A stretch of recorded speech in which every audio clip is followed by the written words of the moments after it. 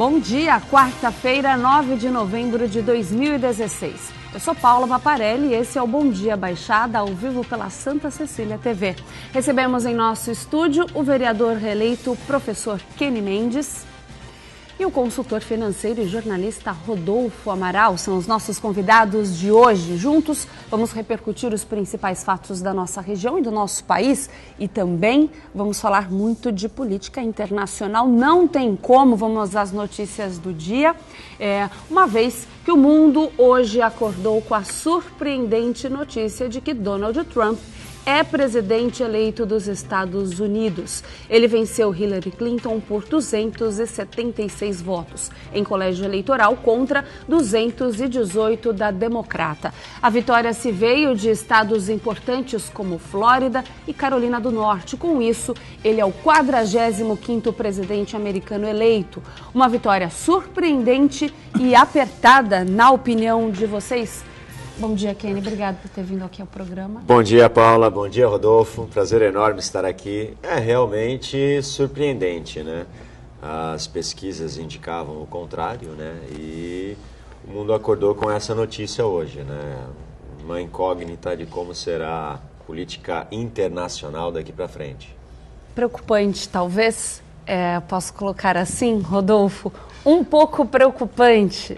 Bom dia, Paula. Bom dia, Kenny. Bom dia, telespectador. Não há dúvida, eu fui dormir 1h30 da manhã, apreensivo, acompanhando a Globo News com os resultados. Às 6 da manhã, quando liguei a televisão, fiquei perplexo, mas isso demonstra exatamente o perfil do eleitorado americano, que é extremamente conservador, elegeu um discurso, uma postura conservadora. É preocupante porque o Trump fez algumas declarações muito críticas em relação ao cenário internacional, tanto é que abalou as bolsas no mundo inteiro.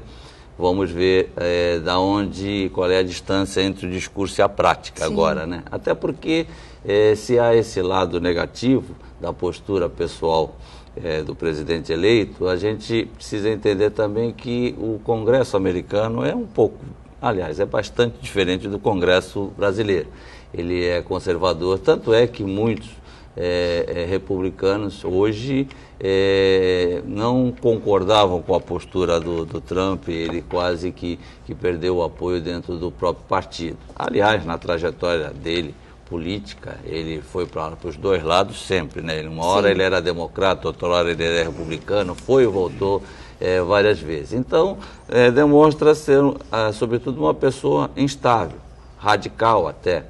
Lendo um pouco sobre a história dele, eu fiquei surpreso que ele chegou com 13 anos de idade, bater num professor, o pai o tirou da escola e colocou na academia militar. Então, com 13 anos, hoje ele está com 70, a gente começa a ver aí que não é uma postura de ontem. Sim. Ele é assim mesmo, mas vai ter que lidar com as pressões externas. Agora, a postura dele, sob o ponto de vista das relações internacionais, principalmente, é bastante preocupante. Aí eu aproveito e pergunto para vocês, mas Rodolfo, principalmente a sua opinião como comentarista no programa de hoje, como é que pode as pesquisas errarem em tanto? Será que a gente pode colocar assim que as pesquisas erraram? Porque lá as eleições é muito diferente daqui, né? É exatamente isso. Primeiro que a imprensa, que eu diria que às vezes erra, porque diferentemente do Brasil, as eleições nos Estados Unidos, elas não estão, você pode ter a maioria dos votos e não ser eleito. Exatamente. Porque a eleição, na verdade, ela é chamada indireta porque ela é por estados. E cada estado tem um conjunto de delegados. Você fez a maioria naquele estado, você agrupou aquele conjunto de delegados. E foi exatamente isso que você, no início do programa, fez essa referência aí, da Califórnia, da Carolina do Norte, eu incluiria também a Pensilvânia. Então foram estados que, na verdade, acabaram desestabilizando o quadro, que foi apertado durante um determinado período. A gente viu a Hillary praticamente liderando desde o início. É uma campanha que demorou quase 2 anos que essa campanha vem se dando. Mas na última semana voltou aquela história dos e-mails, ela caiu nas pesquisas, depois o FBI disse que não era bem assim, que a coisa estava arquivada, mas o estrago já estava feito. Agora, a questão estratégica na eleição dos Estados Unidos ela é bem forte. Tanto é que os candidatos, eles fazem aquelas viagens por estados, aquelas campanhas... Os comícios estavam acontecendo em aeroportos para facilitar até a chegada e partida. Ela chegou ontem mesmo a preparar lá uma comemoração em Nova York. Depois suspendeu, porque pegou mal. Antes da abertura das urnas, ela já estava organizando a comemoração, coisas que acontecem na política. Mas eu acho que, de qualquer forma, ficou bem dividido.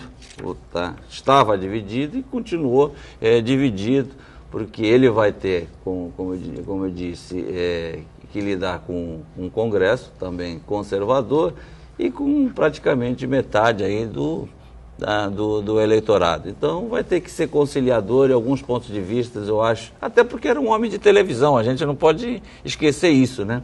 Que a popularidade dele cresceu a partir da própria apresentação de programa de televisão. Reality shows, né? Então vamos ver aí, a expectativa é grande, mas daqui a pouco o mercado se acomoda, a bolsa é sensível a si mesmo, o dólar é sensível a si mesmo, mas eu acredito que até a posse aí, que é 20 de janeiro. Até porque nós falamos, 20 de janeiro, né? Nós falamos aqui, né, em colégio eleitoral, uma diferença de 276 votos para 218, mas se a gente for ver em relação aos votos realmente dos eleitores, a média vai de 57 milhões para Hillary e 58 milhões. Lógico que tem alguns quebrados, mas a diferença é bem pouca. A vitória foi disputada realmente, né? Foi uma disputa bem acirrada.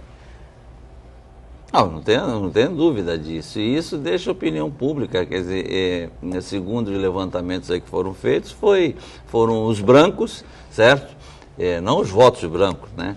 Mas o eleitor branco e de classe média, que e uma das preocupações que se tem aí no campo social é a promessa dele de acabar com aquele Obamacare, que na verdade é o SUS americano, né?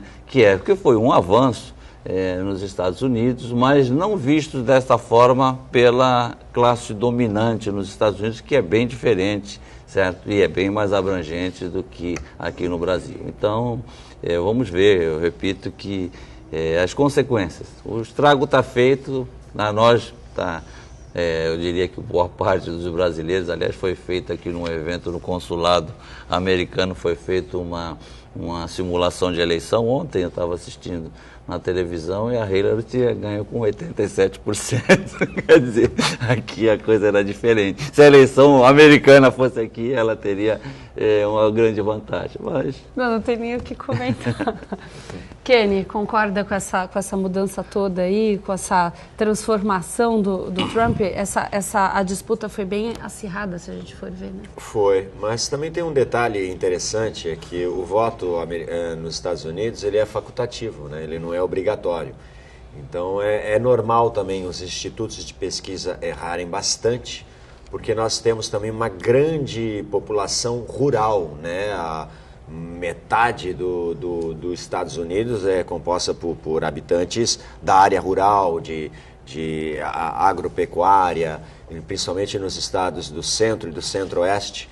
Então, isto também, esses números não aparecem em pesquisa, né? Os institutos de pesquisa não vão no meio do milharal, lá, com plantações de milho, lá, que são muito comuns por todo os Estados Unidos, fazer pesquisa, né? E como o voto não é obrigatório, acaba ocorrendo também essas surpresas, né, no dia das eleições. A gente aqui no programa, vou até aproveitar esse gancho, trazer um pouquinho isso para o Brasil. Você acha que existe uma tendência, ou é muita mudança para o Brasil o voto não ser obrigatório? Devido à classe, uma grande parcela da classe política no Brasil, o Brasil ainda não estaria preparado para isso. Enquanto existir ainda tanta corrupção na política e, infelizmente, tanta compra de votos, Sim. isso não funcionaria aqui no Brasil, um voto facultativo. Na minha opinião, eu acho que nós ainda não estamos prontos para ter um processo eleitoral deste tipo, né, com voto facultativo. Apesar de eu defender também, eu acho que você não deveria obrigar o eleitor a ir votar se ele não está contente com a política, se ele não está contente com os candidatos. Mas, infelizmente, devido a tudo que vem ocorrendo na política ultimamente, essa atitude, se isso se tornasse uma prática aqui no Brasil, voto facultativo, eu acho que só beneficiaria uma grande parcela dos maus políticos. Vamos começar a encerrar esse assunto, mas uma das últimas perguntas que eu quero fazer aqui, na opinião de vocês, quais são os principais desafios para Trump agora?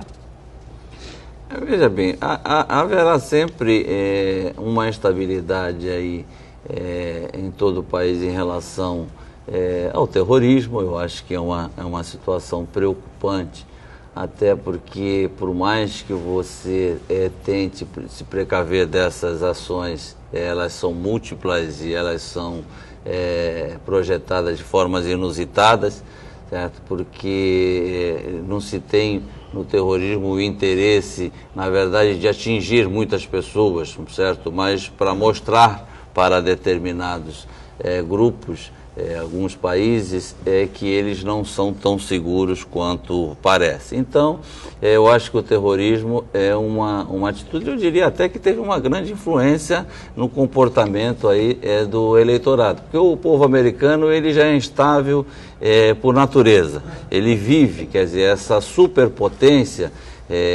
O americano, inclusive, uma boa parte dele bebe muito por causa dessa instabilidade. Vive-se sempre esse clima de insegurança mesmo, sendo uma grande potência aí do ponto de vista bélico.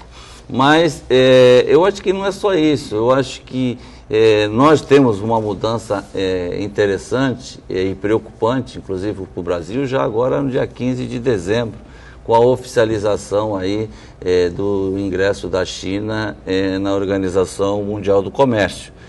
Muitas barreiras tarifárias que são impostas hoje por produtos chineses vão acabar deixando de existir. A China vai ficar muito mais competitiva.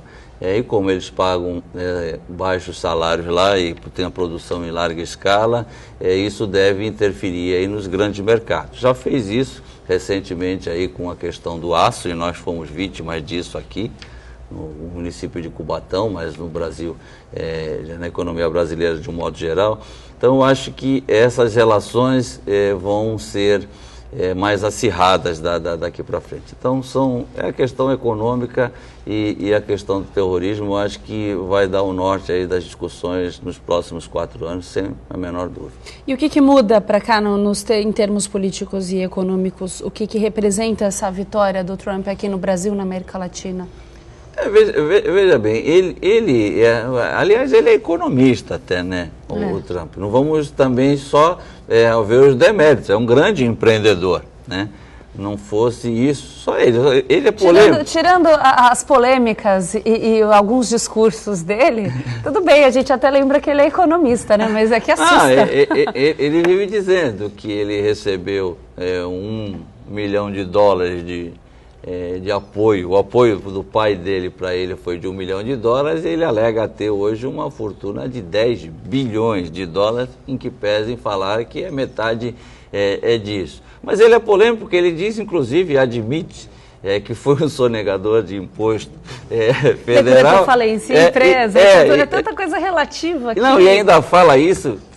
E ainda disse o seguinte: soneguei mesmo, é por isso que eu sou inteligente. Quer dizer, agora mudou de posição, agora ele está do outro lado do balcão. É instabilidade, realmente. Então, do Trump não dá para esperar grande coisa. Agora, é claro que essa competição, essas relações internacionais, os Estados Unidos, eu repito, sempre o Congresso estará por trás dessas decisões dele. Eu acho que as mais polêmicas foram essa aí com o muro aí na divisa com o México. Quer dizer, essas situações Eu acho às vezes que ele fazia até de propósito. Eu me lembro muito algumas maluquices dele quando o Lula fazia a mesma coisa. Parece que o Lula saía de casa estudando uma frase de efeito para definir a manchete do jornal no dia seguinte. E durante N vezes conseguiu isso. E assim o fez, certo? né? Então isso acabou dando popularidade ou mais popularidade a ele. Vamos ver se entre o discurso e a prática qual vai ser a grande diferença. Muda muita coisa aqui no Brasil? Eu acho que sim. Eu acho que, mas eu diria que não tanto a eleição dele. Eu estou muito mais preocupado com a competição da China do que com as posturas do Trump, até porque nessas relações comerciais os países eles se respeitam muito. Concorda, Kenny? Concordo. Eu acho que o interessante agora, talvez a única coisa positiva para o Brasil, talvez o turismo interno, né? Que a tendência do dólar subir, né, nos próximos dias, e isso vai tornar talvez o nosso turismo interno no Brasil mais atrativo, né, para os estrangeiros em geral, né, porque a cotação mundial é sempre feita à base do dólar, né. Talvez isso seja interessante para a nossa economia. Porque Hillary parecia que tinha um discurso de uma ideia mais aberta de negociação, algo mais voltado para o mundo e não só para os americanos, né? Inclusive ele já deu declarações também que ele quer rever o NAFTA, né, o Tratado Norte-Americano de Livre Comércio entre México e Canadá. Eu não sei quais serão as consequências disso. Vale lembrar também que, como bem disse o Rodolfo, o Congresso americano ele é bastante conservador e bastante disciplinador também, né? Então eu não sei se o discurso de Donald vai ser colocado em prática, até se o Congresso ponto, né? vai permitir Vão isso. manter, né, as rédeas, exatamente, um pouco mais. É o que tranquiliza a gente um pouquinho, pode sim, ser? Eu acredito que sim. Então vamos lá. Aqui no break a gente estava lembrando que foram praticamente meus professores. É um prazer receber e entrevistar um professor. Imagina, o Rodolfo Amaral, ele infelizmente não foi meu professor diretamente, mas é meu grande professor na vida aqui. Eu gosto muito de conversar com ele sobre muitas coisas voltadas ao que eu sempre estou fazendo, ao jornalismo, né? Rodolfo, mas assistiu uma palestra sua há muito tempo. A gente já tem um tempinho de jornalismo, não precisa falar quanto, né? Mas em que a gente falava sobre o almanaque, que era... Imagina que hoje a juventude, o Kenny sabe muito bem disso, a juventude hoje só se utiliza de internet. Numa época em que, durante a minha faculdade, a gente ainda se utilizava de almanaque, Abril, né? Esses livros de consulta. Hoje, essa juventude nem sabe o que é isso, né, Rodolfo? Foi uma coisa folclórica interessante. Pouco de saudosismo aqui, Eu trabalhei 10 anos no jornal A Tribuna, e num determinado dia eu tinha retornado da rua e a Miriam Guedes era editora-chefe do jornal naquela ocasião e a diretoria da Tribuna estava recebendo um governador de um estado em português e precisava de um repórter mais experiente para entrevistá-lo. Eu não sabia absolutamente nada do estado daquele governador, daquela província. Aí como eu tinha um almanaque Abril dentro do armário lá na Tribuna, eu peguei rapidamente, fui lá, fiz uma pesquisa e busquei lá 10, 15 informações e com essas informações fiz uma boa entrevista com o governador. Depois a própria diretoria da Tribuna ficou surpreendente, falou: não sabia que você conhecia tanto de Portugal e tal. Eu falei: não conta para ninguém, mas eu não sabia nada. 5 minutos antes de subir aqui eu não sabia nada. O que me salvou foi o almanaque, que seria hoje o Google da gente. Então, né? acho que a juventude vai pesquisar no Google o que era o almanaque Abril, mas tudo bem. Kenny, vamos falar sobre as suas eleições.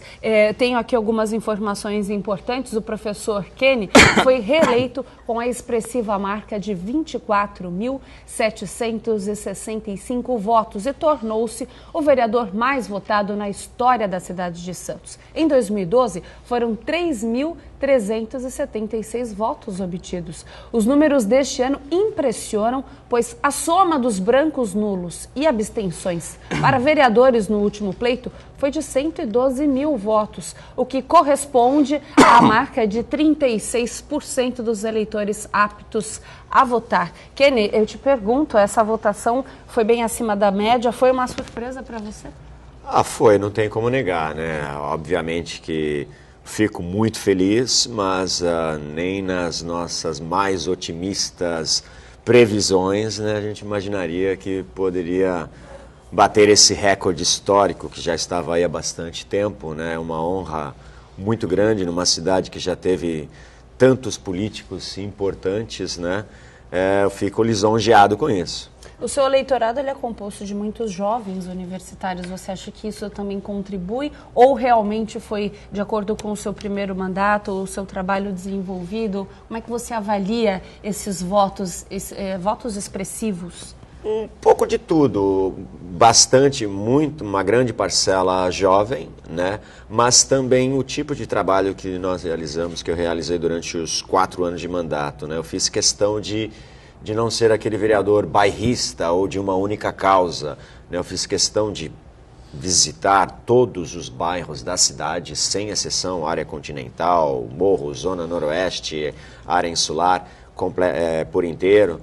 Então, isso é um reflexo também disto, né, de conversar, de estar em contato com a população. Eu acho que isso fez uma grande diferença na eleição. Inclusive, eu até aproveito para te perguntar, você acha que pelo seu eleitorado ser composto aí de muitos universitários, você acha que os jovens eles estão um pouco mais envolvidos na política? A gente pode até falar que eles estão um pouco mais politizados ou não? Não é que eles estejam mais politizados, devido a tudo que aconteceu no país recentemente na política, eu acho que isso fez as pessoas se tornarem um pouco mais, prestarem um pouco mais atenção no que está acontecendo, né? Se parar para pensar, um pouco mais para a política, né? Parar para pensar, será que eu tenho culpa nisso? Será que foi o meu voto que influenciou isso tudo? Será que eu não devo analisar melhor em quem eu irei votar? Eu acho que isso também, de todo o mal que aconteceu no país, talvez isso seja um lado positivo, vamos dizer assim, para o futuro, né? Concordo, eu quero saber a sua opinião agora sobre esses números todos. Falamos disso já no programa, mas agora estamos com o Kenny aqui, a gente pode falar um pouco mais.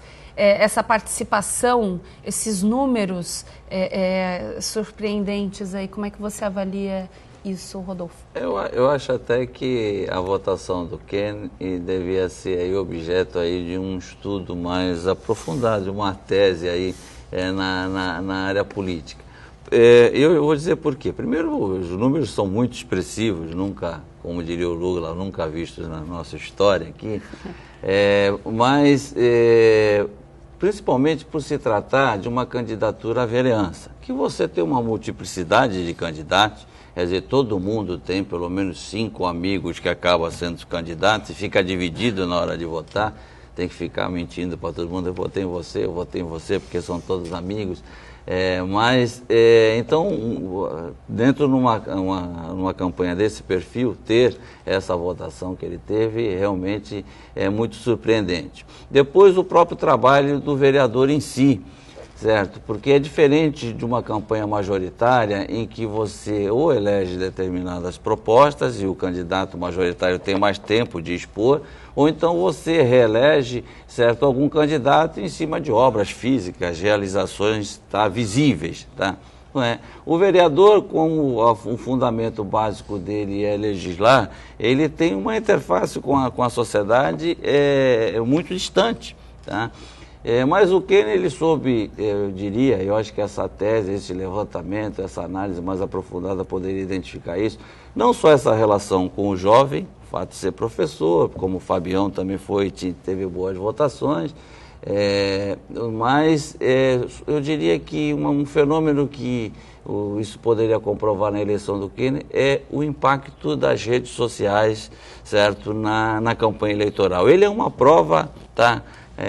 Clássica de que tem sim esse impacto, porque vereador raramente sai em jornais, sim, certo? Tá? Tem que ser uma coisa muito inusitada para um vereador estar nos jornais. Eu diria que eu saio mais no jornal que um candidato a vereador. Então, ou você faz aquele trabalho de campo que o Kenny falou que faz, que é estar em diferentes bairros, em diferentes comunidades, conversando. Está na rua porque mesmo, vamos concordar, eu como não sou candidato a nada, posso falar isso. O povo também é muito pedinte, né? E não é, às vezes, pedinte pela comunidade, certo? É pedinte mesmo para questões pessoais. Quanto mais próximo você está dele, mais eu preciso de um emprego, um currículo, ainda mais nessa situação de crise. Então, esse contato com a comunidade, às vezes, é muito dificultado por causa disso. Porque se você diz um não, você perdeu um voto, né? Então, essa relação, e, sobretudo, eu assisti muitas vezes na internet, vídeos produzidos pelo Kenny, ele no pronto-socorro, dormindo não sei o quê, dormindo com o mendigo aqui, dormindo com o doente ali, etc, etc. E aquilo começou nas primeiras vezes, eu confesso que eu via e não assistia. Depois, tanto foi a insistência que comecei a parar para assistir. Uhum. Então, eu acho que ele venceu essa relação, esse bloqueio da dificuldade do vereador de aparecer, de mostrar o seu trabalho através das redes sociais. E provavelmente, para as próximas eleições, essa situação vai começar a ser modificada em geral, ou seja, os candidatos em geral vão dar mais valor para as redes sociais. Já começou aquela onda do ao vivo, agora está todo mundo ao vivo em todo lugar, transmissões né? ao vivo, então tá pelo Facebook, todo sim. mundo, a pessoa está tomando banho e está falando, estou ao vivo tomando banho. Então, vontade de eu estar acho na que mídia, esse né? fenômeno, talvez o Kenny possa explicar mais isso, teve uma boa equipe, claro, porque para fazer isso você tem que ter uma boa equipe, evidentemente, mas está de parabéns, eu acho que foi um fenômeno mesmo, certo? E vamos ver agora se para a campanha de deputado o efeito é o mesmo. Já tem uma campanha aí? Não, ainda não, né? O pessoal tem pedido isso bastante, mas ainda não parei para pensar. Mas com uma votação expressiva é de se pensar, né? Mas vamos falar sobre a nossa região, que precisa tanto, a nossa cidade principalmente. Kenny, quais são os seus principais desafios, já que você atuava como um todo, né? A gente pode dizer assim, em todo o setor você estava ali atuando de uma forma bem direta, participativa. Quais são as suas prioridades aí para dar sequência ao seu trabalho? Olha, é principalmente corresponder, né, toda essa confiança, toda essa votação. Essa é a minha primeira prioridade, aprimorar o trabalho que a gente tem feito ao longo deste primeiro mandato. Eu senti logo no início, eu converso muito com meus alunos em sala de aula, que a maioria dos meus alunos, e isso se transfere também para a população, não fazia ideia do que faz um vereador. Né? Muitas vezes as pessoas me pediam para realizar algumas coisas que não era de competência do vereador. Então eu decidi desde o início mostrar para a população o que faz um vereador, qual é o trabalho de um vereador aqui na cidade de Santos, principalmente, até porque a nossa lei orgânica é diferente de algumas cidades da Baixada Santista e da grande maioria das cidades brasileiras. Então eu fiz questão de mostrar isso desde o início, né? Qual é o papel do vereador, o que ele faz, além de legislar, ele pode indicar serviços, ele pode propor projetos de lei também, e foi isso que eu tentei fazer. Então focar ainda mais nesse tipo de trabalho para que toda essa votação, todo esse reconhecimento seja correspondido, né, e refletido em trabalho. Prioridades aí para as próximas... Prioridades, a saúde principalmente. A Santos está absorvendo a saúde basicamente das 8 cidades da Baixada Santista, inclusive Vale do Ribeira. Nós tivemos aí 10 novas policlínicas, uma UPA e agora o Hospital de Estivadores, mas mesmo assim a gente não está conseguindo dar conta de toda a demanda. Eu acho que se nós, em condições normais de economia nacional normal e das cidades da região, se estivessem também dentro do padrão que estava, vamos supor, há 4 anos atrás, nós estaríamos dando conta e sobraria, né? Ia faltar paciente e sobrar médico, mas atualmente não é o que está acontecendo, porque, felizmente, muitas das cidades da Baixada Santista fecharam hospitais, Vale do Ribeira também.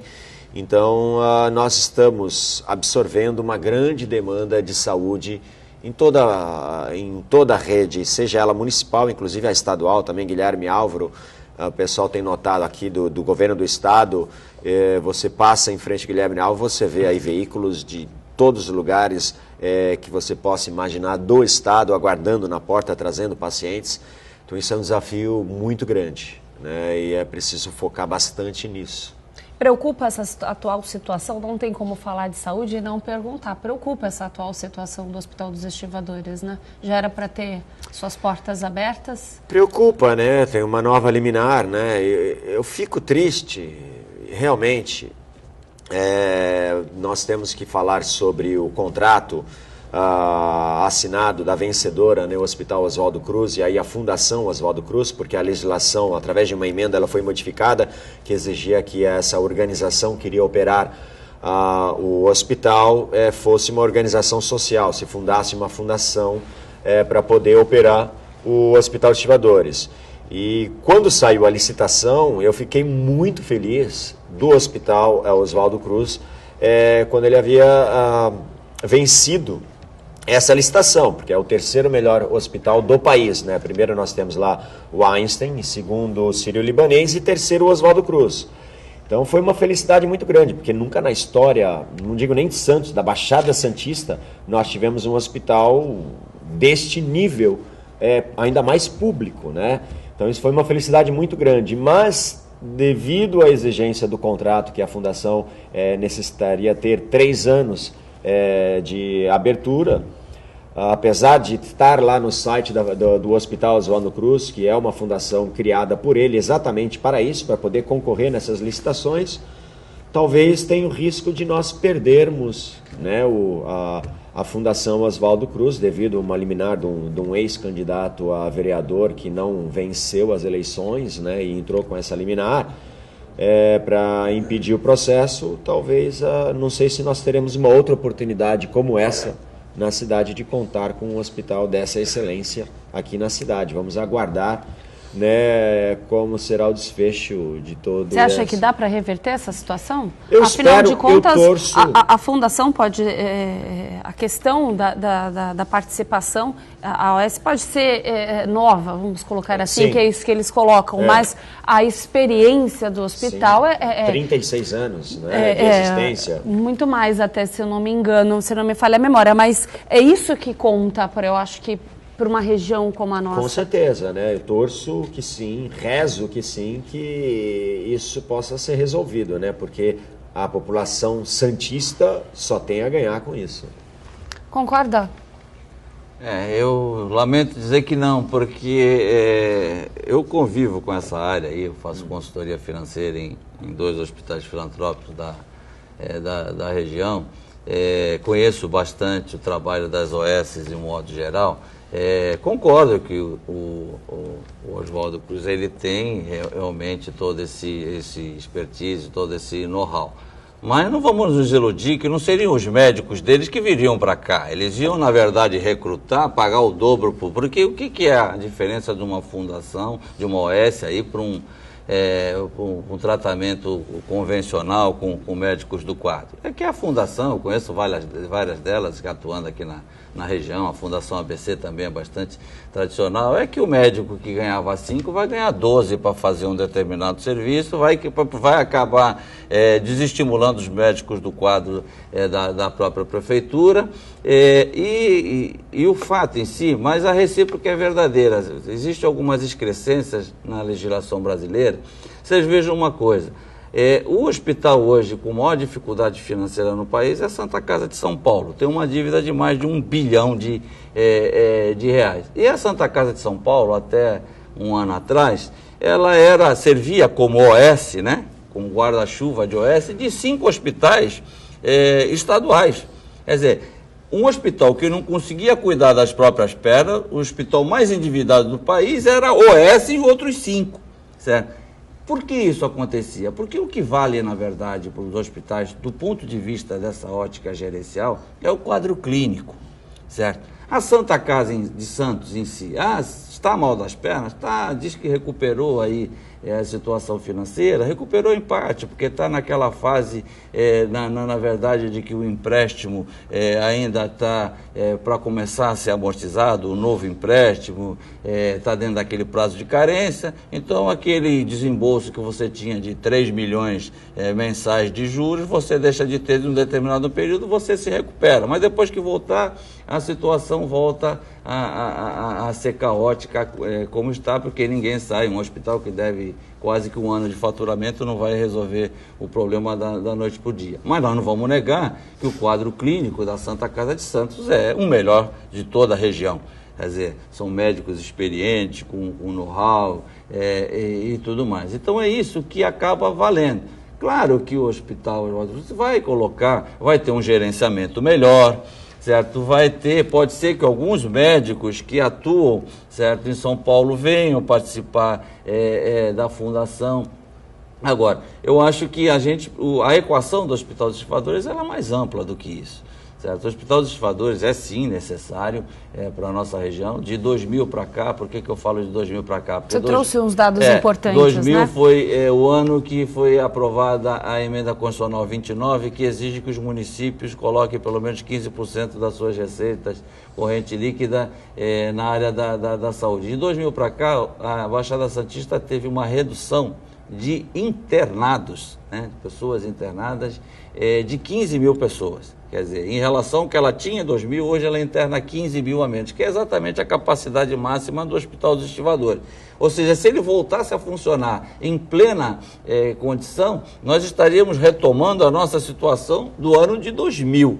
Certo? Sendo que a população cresceu muito. Certo? As pessoas estão perdendo o plano de saúde, então mesmo recuperando o Hospital dos Estivadores seria insuficiente. Eu acho que o professor, que ele com a votação, com a legitimidade, agora mais do que nunca do mandato dele, deveria, aí dentro do grupo de vereadores, eles têm uma organização que envolve os vereadores da Baixada Santista, eu acho que precisa se começar a pressionar mais o governo do Estado, os investimentos aqui na região. Eu vivo e vou morrer dizendo isso. Hoje o Estado investe 500 milhões a menos do que deveria investir na região em saúde, certo? 500 milhões a menos, e eu provo isso com os números oficiais do próprio Estado. Certo? Isso representaria hoje, tá? Para o telespectador ter uma noção, o faturamento da Santa Casa, da Beneficência e do Santo Amaro juntos. Certo? Ou seja, certo? O que nos deixa de vir, tá, para a nossa região é equivalente o suficiente para manter 3 hospitais do porte do que eu falei. E essas questões, ou a gente vai a fundo nisso, eu não estou falando isso, eu tenho uma admiração profunda pelo governador Geraldo Alckmin, mas essas contas elas precisam ser feitas, elas precisam ser colocadas na mesa. O CONDESB precisa fazer isso, tem essa responsabilidade e esta missão. Certo? Enquanto a gente ficar apostando só que o Hospital dos Estivadores vai voltar e vai solucionar, não vai essa situação. O Hospital Guilherme Álvaro, como comentou o Kenny, se você for pegar a situação, ver o perfil de atendimento do Guilherme Álvaro hoje, certo? 30% é pessoal de Santos, 25% de São Vicente. Por que isso acontece? Por causa da proximidade. Certo? São as pessoas que chegam ali na porta às 4 horas da manhã, 5 horas da manhã, aí vai vir aquela ambulância do Vale do Ribeira trazendo, tem esses casos pontuais, com consultas marcadas e tal. Mas o grosso do atendimento é Santos e São Vicente. Os demais municípios da região, e é um hospital estadual, ficam marginalizados do processo. Por isso que tem que se descentralizar. O governador avançou alguma coisa quando descentralizou com o hospital de Itanhaém, certo? Mas ainda é incipiente. Então, acho que esse assunto deve... Como o Kenny tem hoje votação suficiente aí para pleitear novos voos, eu acredito que ele está habilitado a isso, já pode começar a fazer essa experiência, essa conjugação com os demais vereadores, tem legitimidade para isso. O Kenny teve mais votos como vereador numa campanha proporcional do que os candidatos adversários do Paulo Alexandre aqui numa campanha majoritária. Então isso foi espetacular do ponto de vista político. Sim. A questão de saúde é sempre polêmica e isso rende sempre, independente do entrevistado que a gente trouxer, o comentarista que nós trouxermos no programa, rende um programa inteiro para mais. Não tem como eu voltar nesse break, falamos sobre eleições americanas no primeiro bloco, falamos no segundo bloco sobre saúde, não tem como eu não falar da PEC 241, que ela envolve saúde, envolve diversas áreas aí, mas também envolve educação. Kenny, educação também é prioridade no seu governo? Sempre, né? Eu acho que a educação é a solução para tudo, né? Desde empregos, inclusive até saúde, né? Porque se você tem educação, você consegue uma colocação melhor no mercado de trabalho e pode assim dar uma melhor condição para a sua família, né?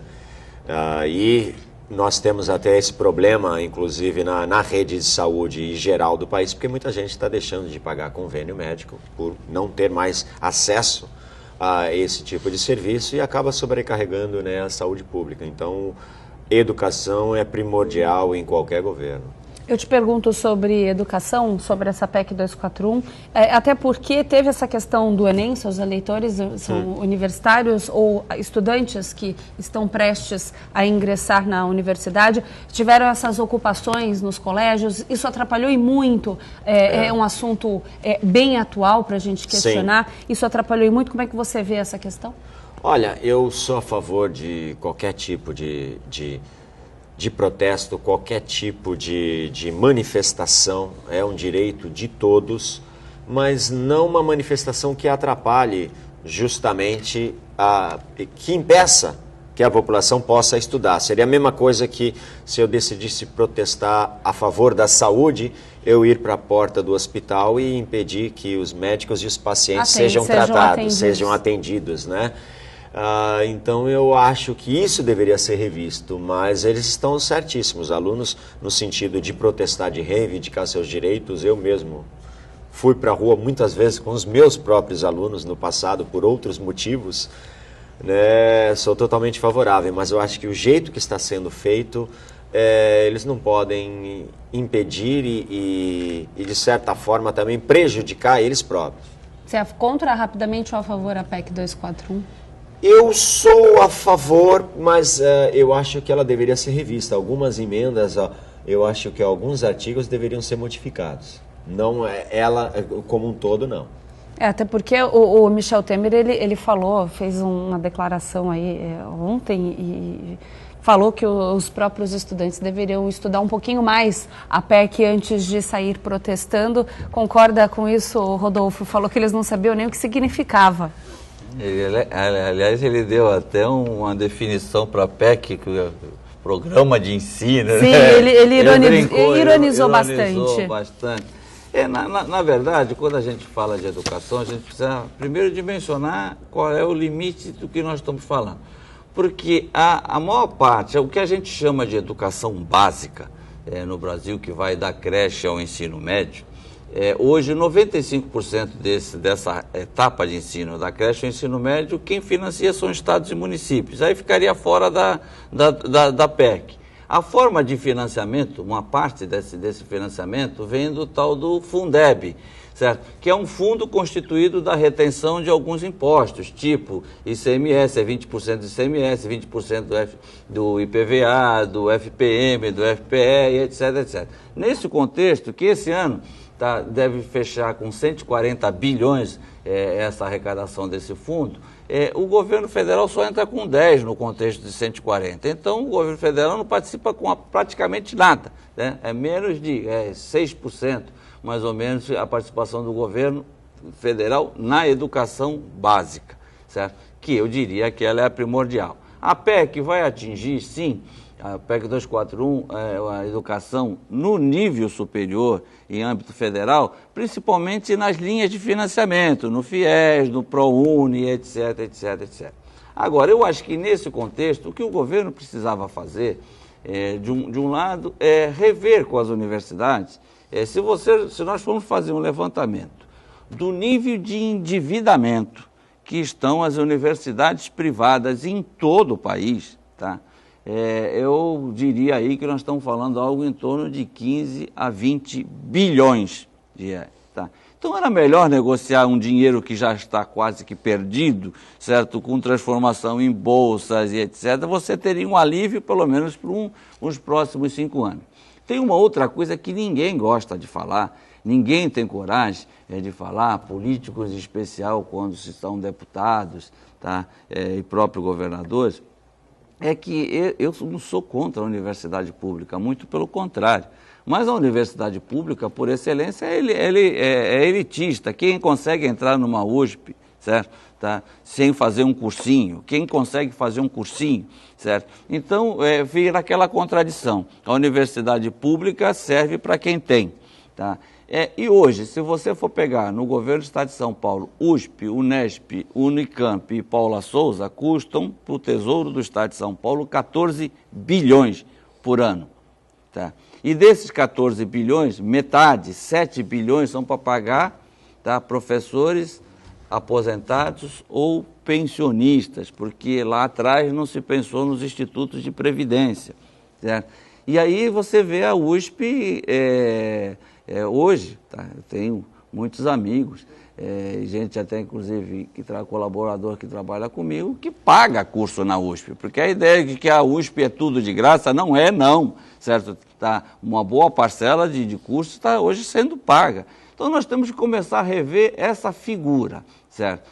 Porque não adianta você ter um ensino de excelência em algumas universidades, e a USP é uma delas, a gente tem que dar os méritos sim, certo? Se nós não temos condições de um aluno na 8ª série conseguir interpretar um texto, escrever uma redação, porque esse não vai chegar em USP nenhuma. Vai chegar nem certo? Na USP. E se chegar num cursinho, vai ficar 10 anos tentando entender o que o professor está tentando ensinar. Tá? Aliás, está aqui o professor, que ele pode sentir o que acontece dentro de uma sala de aula. Então, passa-se uma ideia, tá, de que o ensino brasileiro, isso inclusive nos municípios, não, nossas escolas aqui são muito boas. Vão lá, senta do lado dos alunos, assiste uma aula. Certo? Se não tirar o celular deles no começo da aula, certo? Eles não vão nem prestar atenção no que você está falando a aula inteira. Mas a pergunta que não quer calar, será que essa PEC da limitação dos gastos de forma isolada será suficiente para o ajuste de contas do país? Rapidamente, que eu quero saber também a opinião do Kenny. Eu já disse que não. O problema do país hoje é pagar 500 bilhões de juros, certo, ao ano. Um país que arrecada 700 paga 500 de juros, quer dizer, não sobra o suficiente para pagar a folha de pagamento. Então nós vamos ficar rolando essa dívida, enganando a sociedade brasileira durante muito tempo. Nem isso e nem a reforma da Previdência, que é importantíssima, mas sim, vai ter seus efeitos práticos ao longo dos próximos 20 anos. Kenny. Concordo plenamente, Rodolfo. É um absurdo na economia atual mundial, enquanto você tem países aí com taxa de juros a 1, a 2, a 5 estourando, o Brasil ainda está na faixa de juros dos 2 dígitos, né? Isso afeta diretamente todas as esferas, né? Os municípios também, por empréstimos no passado, os estados principalmente, e obviamente o Brasil como um todo, né? Numa economia onde apenas os banqueiros, né, vamos dizer assim, se beneficiam disso. E a população é quem paga. O presidente também disse que esperar para o segundo semestre aí de 2017 PIB positivo, retomada do emprego. É uma previsão possível de acontecer, Rodolfo? Eu torço que sim, mas não há nenhum indicador prático, objetivo que sinalize né? isso. Tem que ser. Olha, aliás, o político que não é otimista desiste da profissão. Mas vamos torcer, mas não há indicativos, eu diria que agora menos ainda, aí com a eleição do Trump e com a China na Organização Mundial do Comércio. A gente sempre gosta de fazer uma especulaçãozinha aqui assim, mas previsão de melhora só para 2018, olha lá. E bem pequena. E bem pequena, Kenny. 2018, eu torço que algum milagre aconteça, talvez, como eu disse no começo do programa, se realmente tudo isso se confirmar, o dólar subir, talvez isso seja benéfico exclusivamente aqui para Santos, vamos falar assim, da região do estado, pelo turismo e pelo porto, né? Tende a crescer as exportações, né? Já que a moeda brasileira tende a se desvalorizar, então talvez seja benéfico na arrecadação portuária, né, de ISS e outros impostos, e o próprio turismo em si, já que estamos numa região turística. Bom, chegamos ao final do programa, teremos muito mais, como sempre, aqui para conversar. Queria agradecer a participação, Rodolfo. Sempre um prazer receber você aqui no programa. O prazer é todo meu, estarei aqui sempre convidado. E hoje um prazer especial, eu queria concluir parabenizando mais uma vez o Kenny. Foi fantástica aí a sua performance nessa eleição. Eu faço votos que você tenha êxito nas próximas. Falamos muito de você passando as eleições. Obrigado. Eu também parabenizo você, boa sorte. Obrigado. E que a gente veja um trabalho sempre à disposição aí da população, né, que é o mais importante. Obrigado, eu que agradeço, um prazer enorme. E agradeço, Rodolfo, também pela brilhante aula aqui, né? Sempre uma aula estar aqui ao lado dele. Sempre uma aula, né? é o mestre. Kenny, obrigado por ter vindo aqui ao programa, as portas estão abertas e o nosso objetivo é esse, sempre informar a população do que está acontecendo aqui, não só em Santos, mas como toda a região. Obrigado pela audiência, eu te espero amanhã às 8 da manhã, lembrando que o programa de hoje reprisa às 5 horas da tarde. Te espero amanhã às 8 horas, até lá, tchau, tchau.